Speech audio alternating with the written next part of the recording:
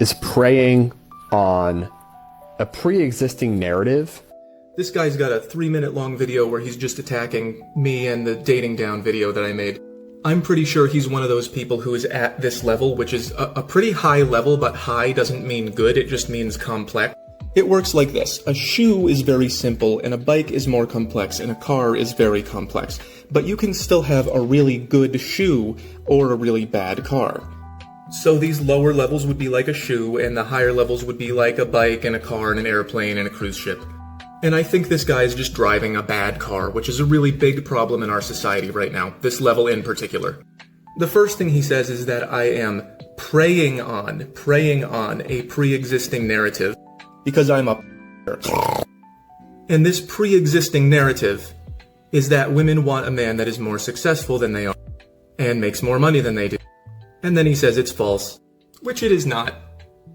There's just a ton of information on this. Women are, on average, twice as likely to associate cash flow with love and emotion. Basically, if you ask women, do you want a man that makes more money than you, most of them say yes. Some of them even say that a man who asks you to go 50-50 is feminine. He then says, sure, there might be some women that want that superficial dynamic. He's calling money superficial. Remember, money is how we get homes and food and stuff. And then he says that's kind of like men saying they only want women at a certain standard of beauty, and he suggests 9s and 10s. And I don't think that most men expect to get a 9 or a 10. I think that this is what they expect based on where they are. And yeah, men have standards of beauty. If I feel like you're not attractive enough, we're not gonna move in together. I'm currently shooting for a 6, by the way. I would be happy with anything in this range. I can't afford this. Again, he attacks what people want. He says that having beauty standards is for shallow men who haven't matured and developed emotionally. I think maturity is when you know where you are and what you can get. He then says that women who have not matured emotionally or mentally might want men that are more successful. He says they have some work to do on themselves. He basically says having standards is a gross fantasy for men and women. He says, do you really think that just making money and having success makes you a good man in the eyes of a woman, and not how you treat them in a relationship or how you respect them in a relationship? And I think I've been pretty clear on that. Women care about a lot of things, and it makes them feel a lot of different ways. Some women have high money standards and some not as much, and some have high personality standards and some not as much. So it's not an either or. It's not either money or personality, just like with men. It's not either looks or personality. We just add up these values and decide how we feel about people. He says if you enjoyed my video, then, you need to figure your life out and you need therapy. And the reason that he sounds like he's on his period is because he's not navigating this level very well.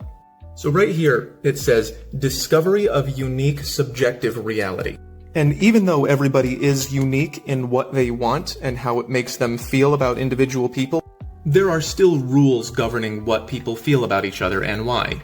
That's what people like this are so cranky about. They want you to believe that if you point out a generalization, then you're a but really I'm just helping people learn how to think and how others think.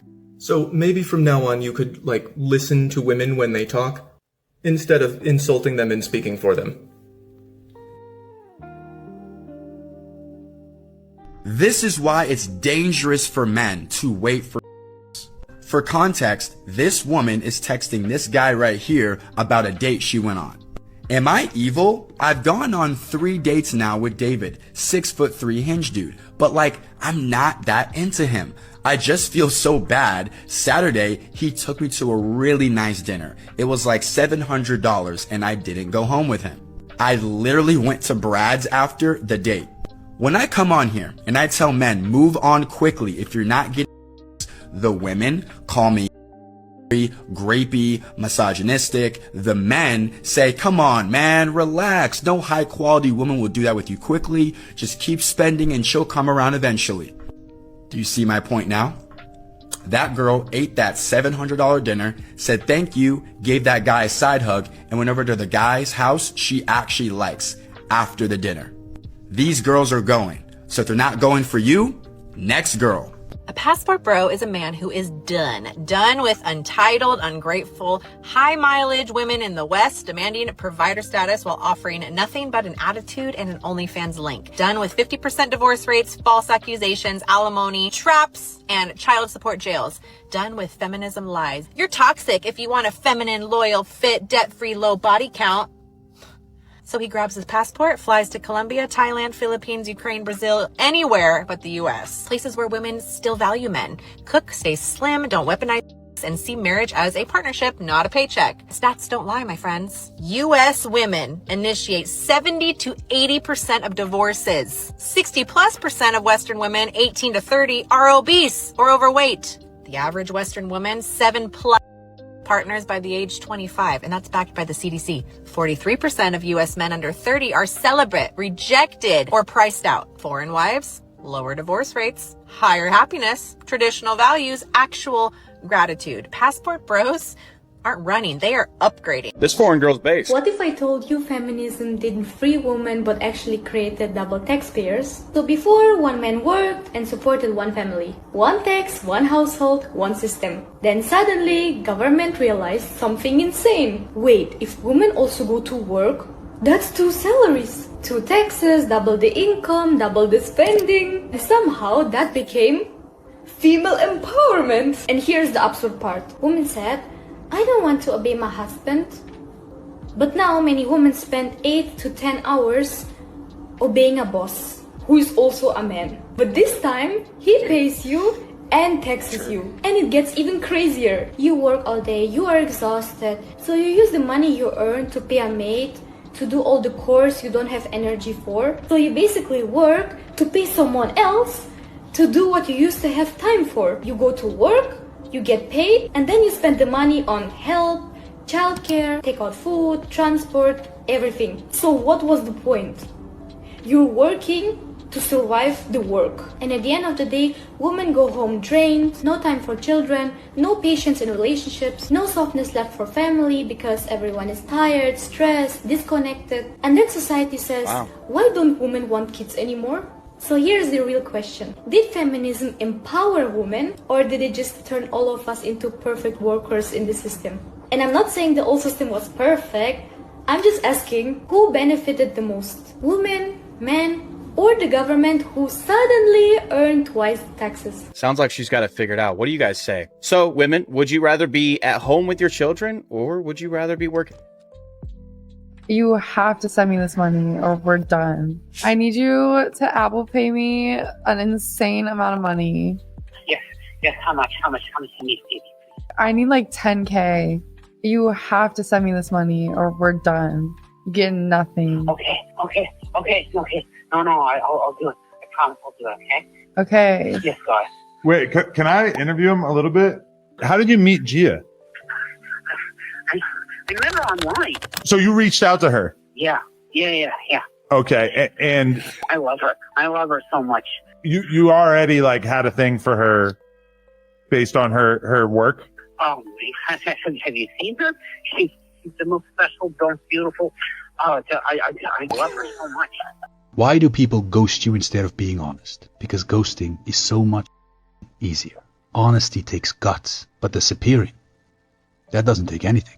It avoids all the discomfort for them while leaving all the pain to you. They skip the hard conversations, right? But they leave you with all the questions, the pain, the anxiety. And that's the psychology of ghosting. It's avoidance dressed up as silence. It's selfishness and cowardice. And it says far more about them than it does about you. So stop taking it so personally. The person ghosting you is just too much of a bitch to have a conversation. Food for thought. Why do highly intelligent people like being alone so much? Highly intelligent people tend to crave solitude, not because they're shy, but because their brains are wired differently. Psychologists call this introspective cognition. Most people spike dopamine from social buzz. High IQ individuals get the same reward from problems, patterns, and puzzles. Deep work lights them up more than small talk. Their brain loves focus. Fewer inputs, higher gain. Crowded rooms equal noise. A hard question? That's music. It's not antisocial. It's energy economics. That's why social hour feels like but a rabbit hole at 3 a.m. makes them feel alive. You're not avoiding people, you're protecting bandwidth. If this is you, curate inputs, protect deep work, schedule rest, say yes to challenges, not chatter. Choose a few great people over 100 pings. Go be alone, but come back useful. There is one trait no woman can fake their attraction to, and it has nothing to do with looks or money. Composure. A man who doesn't flinch, doesn't argue back when she's emotional, doesn't get rattled when plans go sideways, doesn't lose his frame when she throws a curveball. Composure is the most attractive thing a man can own, because it's the one thing she can't manufacture herself. If you're a man who loses his cool the second a woman gets emotional, DM me. Composure is a skill, and it is the most important one you will ever learn. You know, I think, he's talking about ghosting. I think honestly and truly, I've seen men do it and I've seen women do it. And I think that, for me, what I'd probably do is, reach out to them.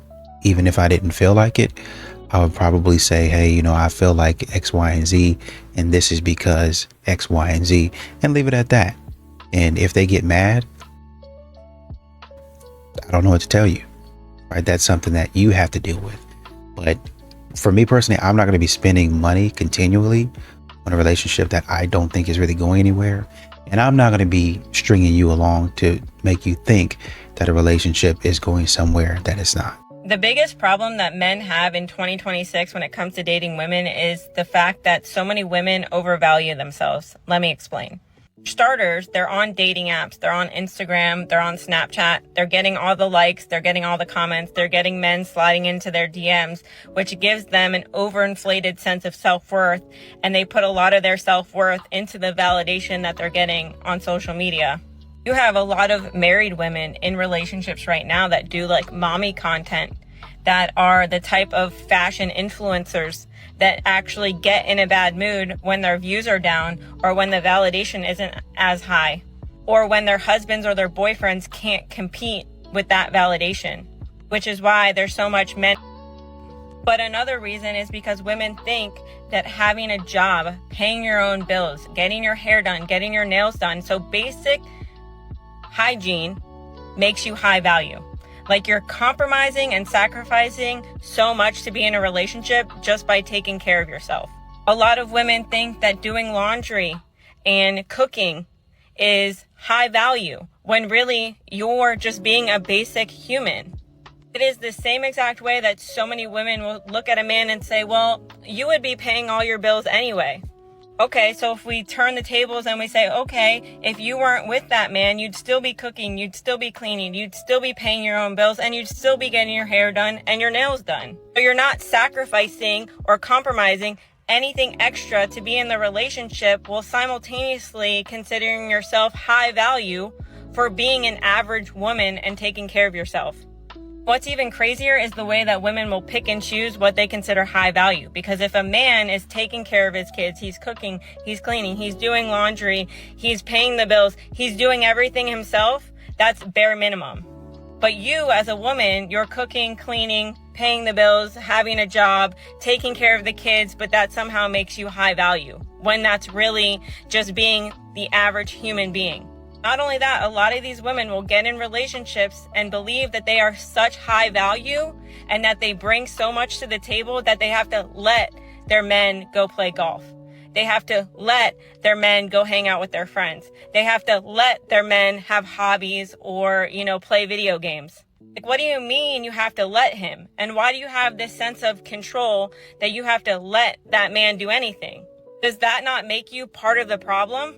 And the reality is that the majority of women are so average that our beauty can be wiped off with a makeup wipe. Our personality can be shut down the moment that we don't receive enough validation or attention. Our selfishness is fulfilled in everything that we do when we're putting ourselves first, and you think that that is sacrificing and compromising in a relationship. When the majority of women are selfish, narcissistic, don't know how to take feedback, and want to do everything for themselves while getting everything in return and doing very little. You don't get to pick and choose what you consider high value, but you also don't get to consider yourself high value just because of the amount of likes you get on social media and the amount of basic things that you do in a relationship. Let's be so for real. A lot of these women have such an overinflated ego and value themselves so high that they're so delusional that they actually think that they can treat men like and still expect princess treatment. Okay, bye. As a married man, it's getting worse. The situation is just worse. So if you're married, listen to this, please. Don't go to Latvia. I know your single friends want to go because, yeah, they want to get a wife, they want to find a girlfriend. But you, as a married man, these women in Latvia, they do not give a flying fudge if you have a wedding ring on. If you have kids, they like it even more, you know? If you have a wife who you talk about badly, they just see it as fuel. They're like, yeah, we're going to take this one off her hands, you know? And whatever. There is such a shortage. It's getting dangerous, right? And, you know, people are talking about it in hot tubs.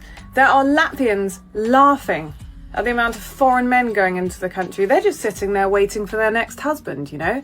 It used to be hard work to find one, but with the amount of people going in there right now, and also, have you seen the prices of flights into Riga? How much they've gone up? They used to be cheap as chips.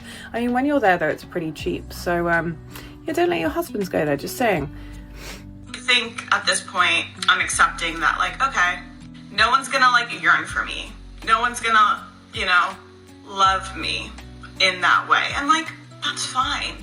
It's fine. So it's obviously not fine, and I think we can all see that. But to the women that resonate with this, I need to just pop the bubble that some of y'all are living in. Okay? This idea that your romantic relationships are supposed to include this deep, pining desire where you're just yearning for each other all the time, it's not real.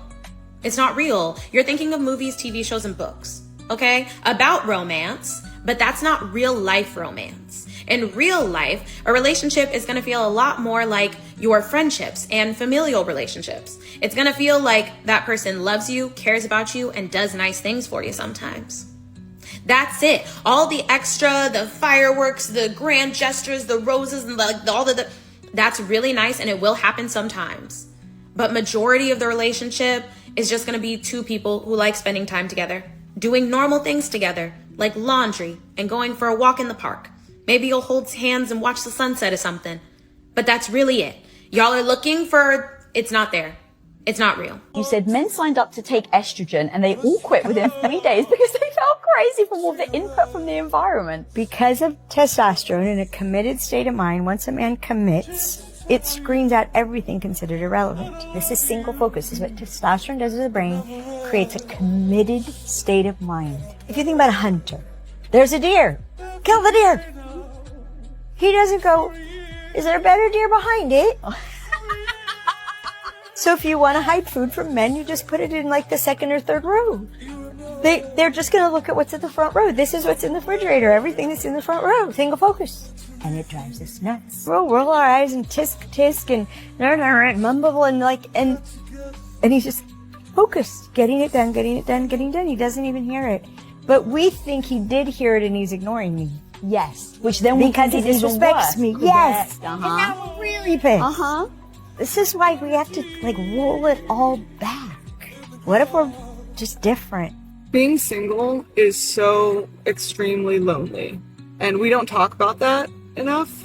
We don't give enough credence to how lonely it is to live alone, how lonely it is to not have other voices around unless you work through a bunch of machinations to make them happen and put them there, how lonely it is to not have someone to come home to not have people in your space, to not have someone that you can hug and touch safely and they can touch you safely and it's not weird or awkward or any pressure to it, to have someone who cares about your day-to-day goings-on, just what's happening in your life, and to know that someone gives a crap about that.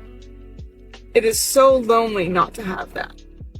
The only thing more lonely is to be with someone and to still not have that, which is why being single is better than being with someone shitty. Choose a man who calls you after an argument just to make sure that you're okay, not someone who just leaves you alone with your thoughts while you're sitting there crying your eyes out. Choose a man who stays when things get hard and escalate because he wants to understand you, not punish you. Choose a man who can pause in the middle of a fight, pull you into his arms, and maybe apologize, because your tears matter more to him than his pride. Choose a man who will physically fight for you when danger comes, because he's the kind of man who would lay down his life to protect you. Choose a man who makes it his life mission to understand you, decipher you, heal you, and bring out the best in you, because that man truly cares about your soul. This is the man worth waiting for, the one who fully chooses you, protects you fiercely, and loves you like it's his life mission. Do not settle for less. So y'all rather reach in the back and get the bad boys, you know, the ones that look good, the one that got the popularity, the one that got the money but no character. That's the man y'all go for. Cause right, you would rather cry in a Bentley, right? Yeah, no, I'd rather not cry at all. See, and the good men at the front going to work faithfully, ain't out all night, ain't clubbing in bed by 8 watching anime. Them the ones. I'm telling you now, them the ones. But see, look, them the ones that y'all be saying that give y'all the ick, right? No, it's not the ick. You just want the bad boys. The good men is the men that y'all be ghosting because y'all say they too nice. So I think we're in a dating recession. Like, the dating economy is so bad right now. Like, I'm 22, I've been on all the dates, I've been on all the apps. Like, the number of matches I've had and first dates I've been on, people I've been talking to that have, like, ghosted me or just been genuinely weird, it's exhausting. Like, I need to know, where are people meeting people nowadays, because I think it's literally impossible. All my friends keep talking about this app Hoppy, but apparently it's invite only, and I don't have a code, so let me know because I'm done with Hinge. What is the worst thing an ex has done to you? Nothing, honestly. My ex has actually been really good to me. What's the worst thing you did to an ex? I cheated. I beg your pardon? Because he accused me of cheating, so I decided I was actually gonna go do it. Come on now, dog. Who did you cheat with? A lot of people. How many people? Maybe 4 or 5. Come on, man. He never found out. I was slick with it. I was slick. Maybe your father didn't spend enough time with you. Maybe your mother didn't spend enough time. You didn't get the type of attention from your parents. You know, when we talk about the good guys and the, you know, the bad boys, women choosing the bad boys, a lot of times it's just because the bad boys be out. The bad boys be available, right? They be front and center. They be making noise. And so you think, oh man, this guy really has something going on. And I do understand it. A lot of times modern women are like, man, you know, that nice guy, he's boring. He's not really doing anything. He's sitting at the house. I want to go out. Is there a way that okay, let's say you coming into my world, come out with me, you know, take me out, take me dancing. Okay. He does that, but he don't got to do that every weekend. Is there a way that he can trust you to go with your friends and not be acting a fool? You get on something that's nice. If y'all want to go dancing or whatever you're doing, or you just hanging out, you want to get out the house, then y'all go dancing. But that don't give you a license to go out there wearing something skimpy to where your whole body is showing, and then all of the men are hitting on you and you sitting out there flirting, and that's undisciplined. That's you acting a fool. I wanted to go to our local bar tonight for dinner, and my boyfriend's like, I don't want to go there, but you can order and go pick it up. Yeah, you're still getting what you wanted. Is he paying for it too? This is his cheeseburger, okay? He's really looking forward to his pickle. Me too. Why don't you go to the store and buy a whole jar of pickle? So you're punishing him for not wanting to do exactly what you wanted to do in the exact moment that you wanted to do it? Is he allowed to be honest? This is why a lot of men don't want to be honest about what they want to do, because they get punished either way. I'm saying they didn't put it in there. And on top of that, you're also going to go home and lie to him that they didn't give him the pickle that he wanted. Like, you could have literally gone to the restaurant by yourself if you really insisted on going in. You don't need to punish him because he didn't want to go. Are you kidding me? I hope he sees this video so he knows that you're not always honest with him. Because if you're going to lie about little things, you probably also lie about big things. Couple phrases I never understood when I was broke. Phrase number 1, it's lonely at the top. Motherfucker, it's lonely at the bottom. Have you been to the bottom? You think it's just a friend fiesta down here? The f you talking? I'm fine. I'll be lonely. I've coped with that down here. I'll be all right up there. Another one, money won't fix all your problems. Let me see. We'll go bar for bar on that one, because I got 99 problems and 97.5 of them can be solved with a big check right now. I'm talking today. Before 5 p.m., I could solve every one. And those other 2.5, hey, I got the rest of my life. And another funny one I can't wrap my head around is when you make it, People will only love you for the things you have. Well, when you don't make it, people don't love you at all. Ain't no love, ain't no nothing. I dare any man on here to try to get a morsel of if you live with your parents or in your car. I dare you. Mother can barely get a hug in them situations. Because at least when you got they love you for something, even if it's fake. They always say like heavy is the head that wears the crown. Well, you know what's heavier than the crown? My thoughts, my depression, my life anxiety. Give me the crown. I bet it weighs less than all that. Don't mind me just venting. All right, man, he got it right. I love that one. Great video, but let me tell you something, man. Most people are $10,000 away from solving their problems. And the sad part of it, $10,000 ain't. You don't want a rich husband. Oh, darling, I know that's super controversial these days, but hear me out. I keep seeing these videos where women are posting their standards. I'll only go to Michelin-starred restaurants. No coach for me. I only fly first class. And he'd better own his own home. Hermes bags are a given, of course. Then I look at the comments and people are saying, oh, you go, girl. You get what you deserve. What? These are not standards. These are amenities. I grew up older money, and let me tell you, no one was looking for that sort of thing in a partner. The standards were more, does he keep his word? Can she handle adversity without drama? Are they financially sensible or trying to look rich? Can they build a good life even if everything else falls apart? Because old money knows something that social media seems to forget. Fortunes can disappear. Situations can change. Businesses fail. Crypto crashes. People get sick. So the question isn't, can he afford first class? The question is, if life suddenly put you both in economy, would you still want to sit next to him? I think that's a much higher standard. Don't look for someone who can fund your luxury lifestyle. Look for someone you can build a beautiful life with under almost any circumstances. Saying you won't settle for anything less than a rich man is not a flex. It's a shopping list, and it's rather low standards, I think. Anyway, darling, I hope this helped. What is a passport bro? A passport bro is a man who is done with entitled, ungrateful, high mileage women in the West demanding provider status while offering nothing but an attitude and an OnlyFans link. Done with 50% divorce rates, false accusations, alimony, traps, and child support jails. Done with feminism lies. You're toxic if you want a feminine, loyal, fit, debt-free, low body count. So he grabs his passport, flies to Colombia, Thailand, Philippines, Ukraine, Brazil, anywhere but the US. Places where women still value men. Cook, stay slim, don't weaponize, and see marriage as a partnership, not a paycheck. Stats don't lie, my friends. US women initiate 70 to 80% of divorces. 60+% of Western women, 18 to 30, are obese or overweight. The average Western woman, 7+ partners by the age 25, and that's backed by the CDC. 43% of US men under 30 are celibate, rejected, or priced out. Foreign wives, lower divorce rates, higher happiness, traditional values, actual gratitude. Passport bros aren't running, they are upgrading. So I'm with you guys. Smarter, not weaker. West failed the men, so men left.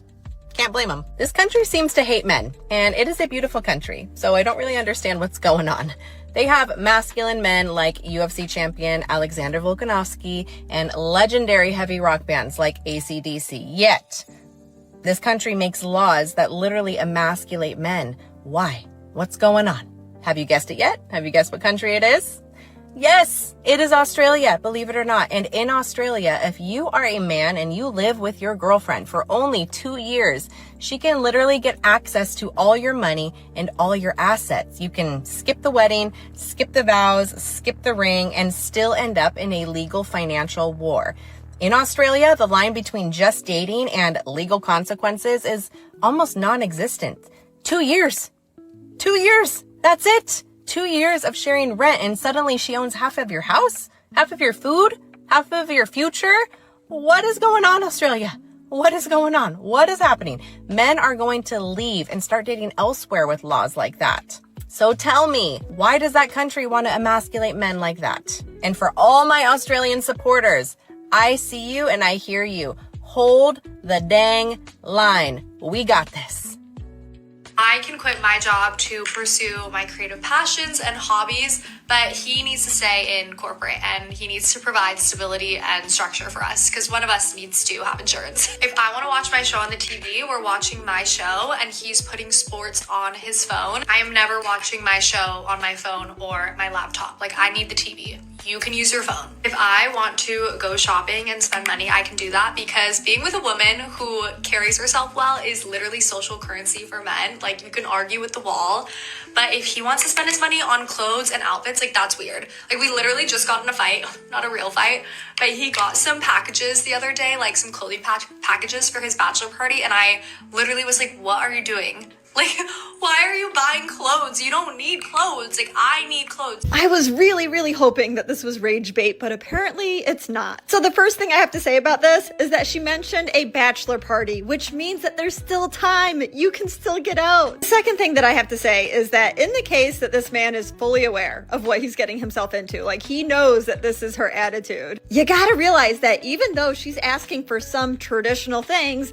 she is not acting traditionally. She's not doing the caring and nurturing things for you because one of those things would be allowing you to watch the TV and watch what you want to watch. That is a huge indication that she is using some of these traditional things as a cover for her selfishness. And trust me when I tell you, you do not want to have children with somebody that is already struggling to be a little bit selfless when it comes to her relationship. So it takes me back to the first thing I said. Get out while you still can.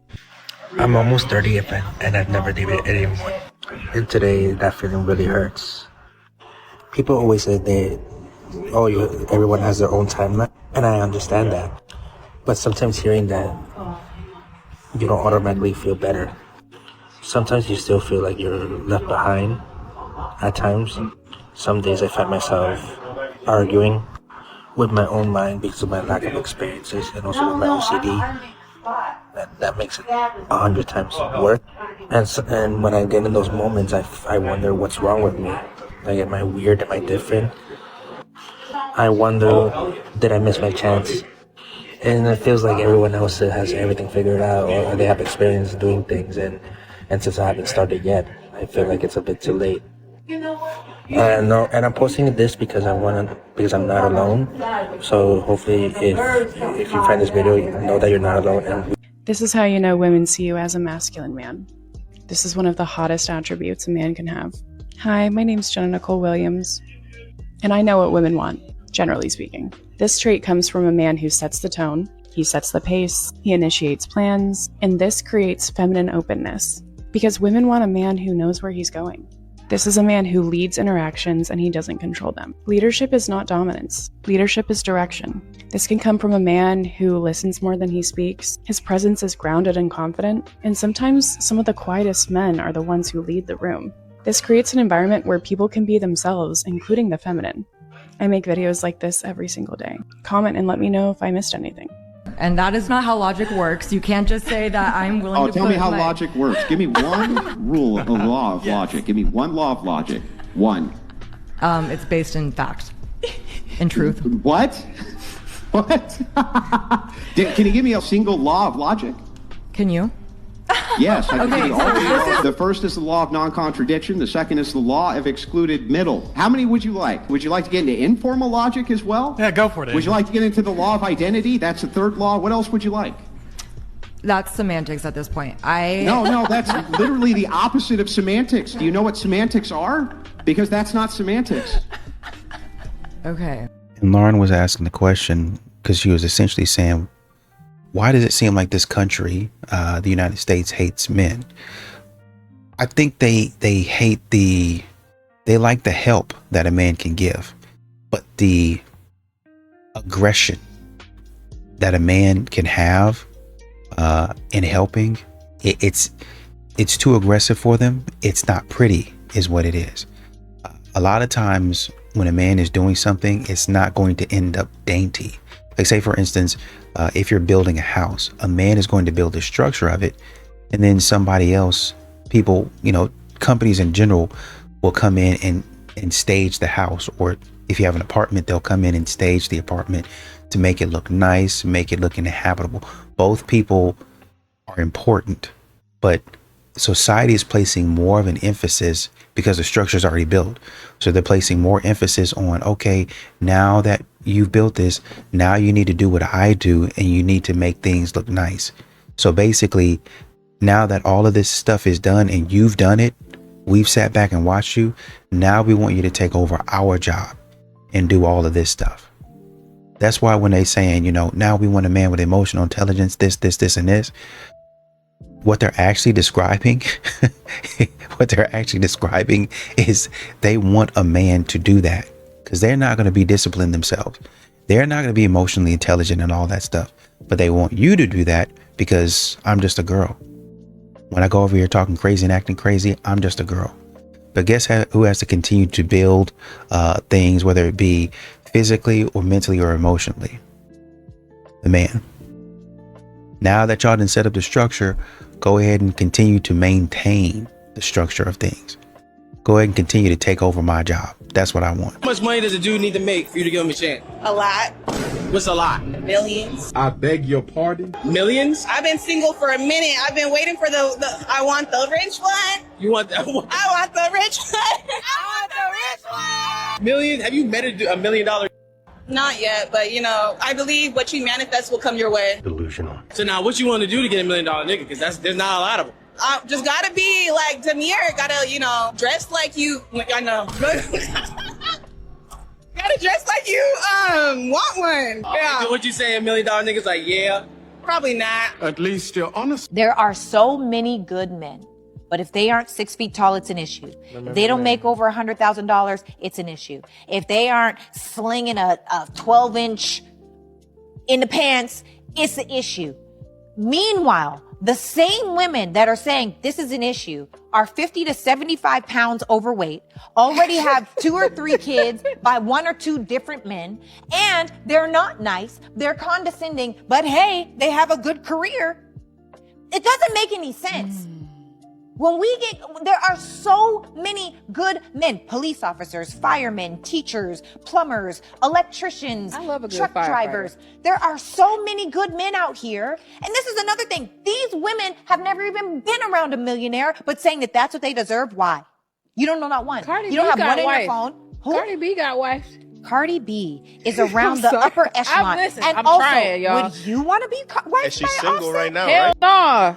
No. Women, when they go on the first date, I have to pay $100 to get my nails done. Oh my God. Extra $100 to get my toes done. My hair needs to be done. My makeup needs to be done. Like, so like I'm still paying that much. Like I say, it takes a lot of work to divide that by the amount of men that you go on the date with, though. You don't buy new makeup and go and get your hair done every time you go on a date. So if a woman is she's going on a date with like 20 men per week, divide 20 by 200, that's like $10. Honestly, men don't give a about your fake nails. Men don't care. That's a woman thing. Like personal experience, a man literally was like, "You don't have your nails done?" Well, he's yeah, that's so.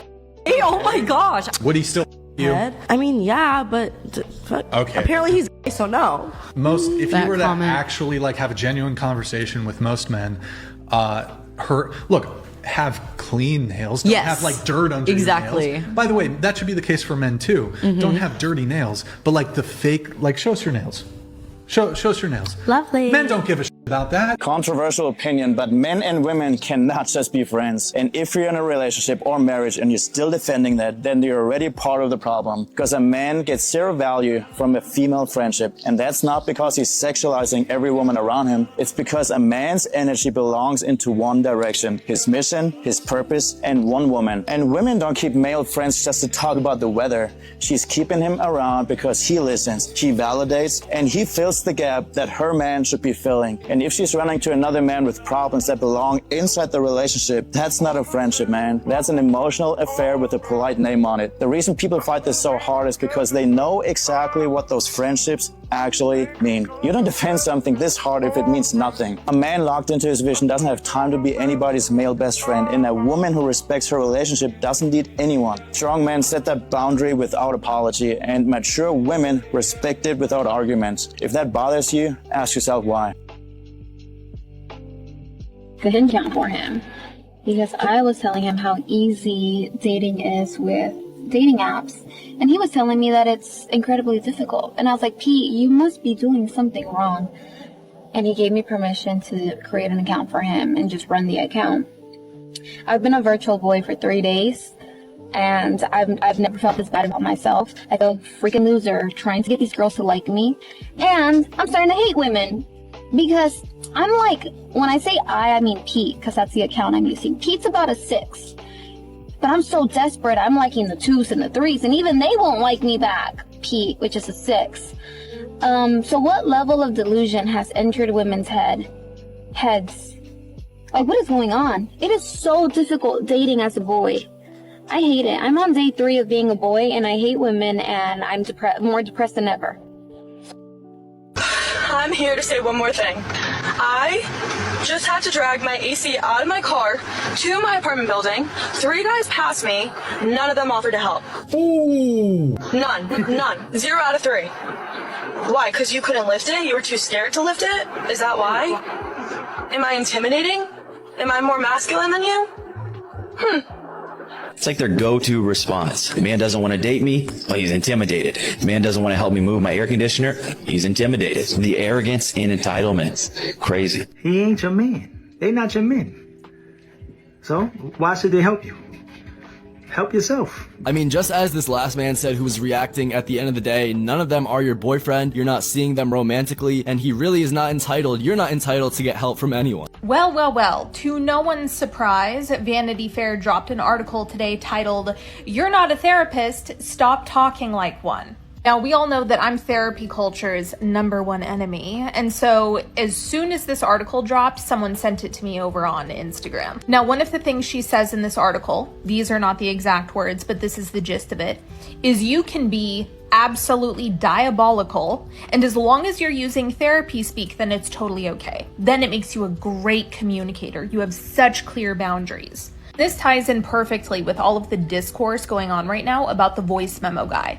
What I said in my video was that all of that was a product of therapy culture. And on top of that, you can see it in the response that people have had to that voice memo. Oh my gosh, he's such a clear communicator. He's setting boundaries. He's making his intentions known. This is what consent looks like. Like, it doesn't matter how horrible you are, as long as you just slap some therapy speak on top of it, you get praised for it. Now, the example she uses in this article is when those leaked text messages came out between Jonah Hill and his girlfriend at the time, who was that pro surfer, when he told her that he didn't want her posting any more bikini photos because that was violating his boundaries, even though posting bikini photos does kind of come with the job. Anyway, I was very happy to read this. It's a quick read. Go take a look if you're interested, and that's a wrap. Let me just talk about this for a second. Okay, so what y'all be doing is y'all be putting men in the friend zone that are in the husband zone. And the reason why you put them in the friend zone is because of your own mindset and perspective and the way you actually view men. You view men for their pockets. You view men for what they can do for you, not knowing that this man is a whole husband. What is wrong with you? You gonna friend zone a man that's a husband? He's not a friend, he's a husband. But y'all sit up here and y'all got it so misconstrued out here, it's crazy. You will sit up there and you will put a good man on the back burner, and you will go over here and you will Ray and Earl and little Charlie and little Zoop for free. Raw. But yet you will friend zone a good man who will actually be there for you emotionally, financially, spiritually, and will secure your future. You could actually build with this man, but you sit up here and friend zone him, and you use him, and you use him, and you use him. Girl, get the... I was like talking to this guy and on Hinge, and we were getting along really, really well. And then he was like, "Hey, do you want to do drinks on the first date?" And I was like, "Oh, I don't do drinks on a first date because of a bad experience. Would you be down to get dinner instead?" And he said, "I don't do dinner on a first date because of a bad experience."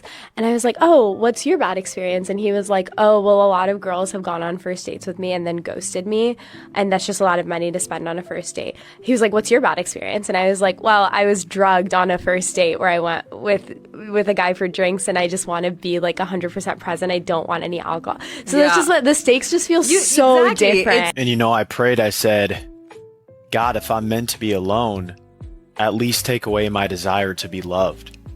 And I think that's the hardest part about loneliness.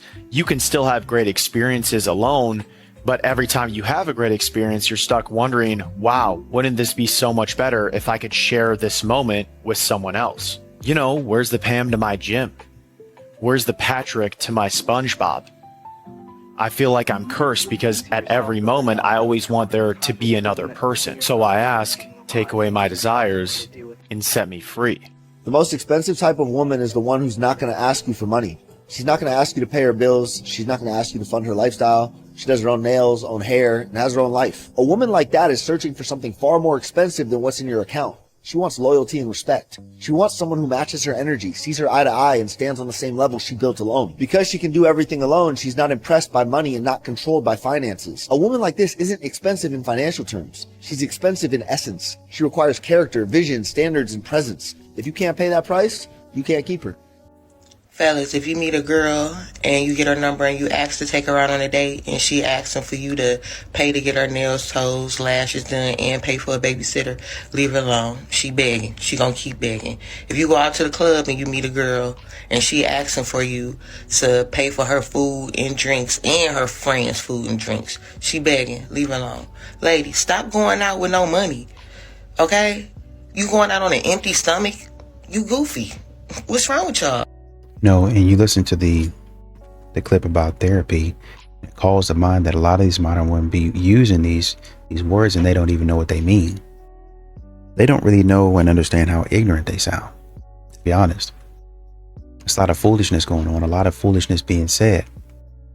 They be trying to gaslight men, and they're thinking, oh yeah, you're dead wrong. Not only are you wrong, you're dead wrong, right? And I know this. They be trying to outsmart men. Call it therapy speak, professional corporate speak. They're trying to outsmart men. They think they know more than a man. You don't. You're an idiot.